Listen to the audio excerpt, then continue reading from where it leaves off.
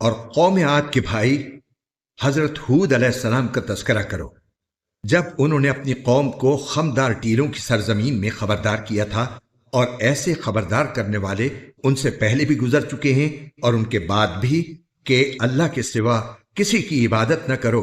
مجھے تم پر ایک زبردست دن کے عذاب کا اندیشہ ہے۔ نیز قوم عاد اور فرعون اور لوط کے بھائیوں نے بھی، نیز قوم عاد میں بھی ہم نے ایسی ہی نشانی چھوڑی تھی، جب ہم نے ان پر ایک ایسی آندھی بھیجی جو ہر بہتری سے بانجھ تھی۔ عاد کی قوم نے بھی جھٹلانے کا رویہ اختیار کیا، پھر دیکھ لو کہ میرا عذاب اور میری تنبیہات کیسی تھیں۔ سمود اور عاد کی قوموں نے اسی جھنجھوڑ ڈالنے والی حقیقت کو جھٹلایا تھا، اور جو عاد کے لوگ تھے انہیں ایک ایسی بے قابو طوفانی ہوا سے ہلاک کیا گیا۔ کیا تم نے دیکھا نہیں کہ تمہارے پروردگار نے عاد کے ساتھ کیا سلوک کیا؟